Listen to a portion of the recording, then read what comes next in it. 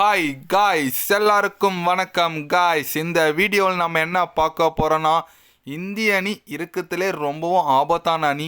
அது மட்டும் இல்லாமல் இந்திய அணியை பார்த்தால் இப்போ கொஞ்சம் அச்சமாகவே இருக்குப்பா அப்படின்னு சொல்லிட்டு சவுத் ஆஃப்ரிக்கா அணியின் கேப்டன் பார்த்தீங்கன்னா இந்த 4th T20 முடிஞ்சதுக்கப்புறம் சீரீஸு தோல்விக்கு பின்னு மேட்ச்சு குறித்தும் இந்திய அணி குறித்தும் சில பல கருத்துக்கள் பேசியிருக்காரு.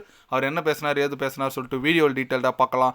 அதுக்கு முன்னே நீங்கள் நம்ம சேனலுக்கு புதுசாக வந்திருந்தீங்கன்னா ஒரே ஒரு சப்ஸ்கிரைப் மட்டும் பண்ணிவிட்டு வீடியோக்குள்ளே போகலாம். ஆமாங்க, நம்ம மாக்ரம் அவர் என்ன சொல்கிறாருன்னு கேட்டிங்கன்னா, இந்திய அணி இருக்கிறதுலே ரொம்ப வலுவான அணி, அதில் எந்த விதமான சந்தேகமும் இல்லை.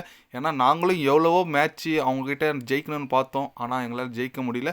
இந்த சீரீஸை நாங்கள் இழந்துட்டோம், ரொம்ப வருத்தமாக இருக்குது. அவங்களோட அணி வீரர்கள் பேட்ஸ்மேனை நாங்கள் கட்டுப்படுத்துகிற முயற்சி பண்ணுற எல்லா விதத்துலையும் நாங்கள் ஃபெயிலியர் பண்ணிடுறோம். இந்தியா உண்மையாக யங்ஸ்டர் சூப்பராக விளையாடுறாங்க. சூரியகுமார் யாதவோட கேப்டன்ஷிப் ரொம்ப அருமையாக இருக்குது. அதனால் கண்டிப்பாக எங்களோட தப்பை திருத்திட்டு அடுத்த வர சீரீஸை நல்லா பண்ணுறதா நாங்கள் பார்ப்போம். இந்திய அணிக்கு என்னோட வாழ்த்துக்கள் தெரிவிச்சுக்கிறேன் அப்படின்னு சொல்லிட்டு நம்ம மாக்ரம் சொல்லியிருக்காப்புல. ஆமாங்க, ஆனால் இந்திய அணி என்ன அடி அடிக்கிறாங்க எப்பா. சஞ்சு சாம்சன் ஒரு 200, திலக் வர்மா ஒரு 200, அபிஷேக் சர்மா 50ன்னு சொல்லிட்டு நல்ல ஒரு பேட்டிங் டாப் ஆர்டர் பயங்கரமாக போடுறாங்க. இதில் நம்ம ரொம்ப எதிர்பார்த்துருந்தா ஹர்திக் பாண்டியா அந்தளவுக்கு சொல்கிற அளவுக்கு ஆடல. அப்புறம் பார்த்திங்கன்னா நம்ம சூரியகுமார் யாதவ் அந்தளவுக்கு சொல்கிற அளவுக்கு ஆடல. இந்த சீரீஸில் பார்த்தீங்கன்னா 250+ ஸ்கோர் அடிக்கிறாங்க, 283 அடிச்சாங்க லாஸ்ட் T20.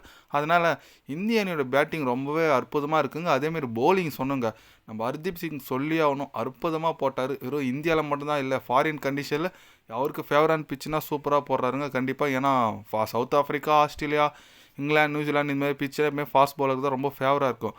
ஹர்தீப் சிங் இது தான்டா சான்ஸ்னு சொல்லிட்டு எல்லா மேட்சும் சூப்பராக போட்டாருங்க. போன மேட்ச்சு கூட 3 விக்கெட் எடுத்தாலும் பவர் பிளேயர் எடுத்து கொடுக்குறாரு. அதுதான் ரொம்ப ரொம்ப முக்கியமான விஷயம். அதனால் சூரியகுமாரான தலைமையிலான இந்திய அணி அருமையான ஒரு செயல்பாடு பண்ணி 3-1 சொல்லிட்டு சீரீஸை வின் பண்ணியிருக்காங்க.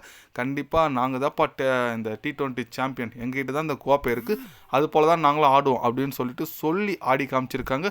அதுவும் ஹர்திக் பாண்டியா, சூரியகுமார் யாதவ் எங்கள் 2 பேரோட பங்களிப்பு அவ்வளோ இல்லை. ஹர்திக் பாண்டியாவோட ஆல்ரவுண்டிங் கொஞ்சம் பண்ணார். சூரியகுமார் யாதவ் சொல்கிற அளவுக்கு எந்த போட்டி ஆளுங்க, ஆனால் அவர் இல்லாமல் இந்த அளவுக்கு சூப்பராக அடிச்சிருக்காங்க. அதனால் இந்திய அணியோட ஃப்யூச்சர் கண்டிப்பாக T20 நல்லா இருக்குது. பட் டெஸ்ட்டில் என்ன பண்ண போகிறாங்கன்னு தெரியல. வர 22 ஆஸ்திரேலியா கூட விளையாட போகிறாங்க. அதில் என்ன மாதிரி ஒரு டிசிஷன், எந்த மாதிரி ஒரு டீம் எடுக்க போகிறாங்கன்னு சொல்லிட்டு வெயிட் பண்ணி தான் பார்க்கலாம்.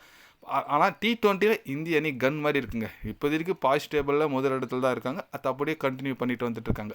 நீங்கள் சொல்லுங்கள், நம்ம சவுத் ஆஃப்ரிக்காவில் போயிட்டு இந்திய அணி T20 பார்த்தீங்கன்னா சூப்பராக வின் பண்ணியிருக்காங்க. அதுவும் யங்ஸ்டார், இந்திய அணியோட யங்ஸ்டார்ஸ் போயிட்டு வின் பண்ணியிருக்காங்க.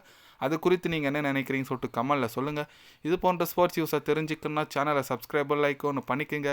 கண்டிப்பாக கிரிக்கெட் பற்றி day by day channel update வரும். மறக்காமல் சப்ஸ்கிரைப் மட்டும் கொஞ்சம் பண்ணி வச்சுக்கோங்க. நன்றி, வணக்கம்.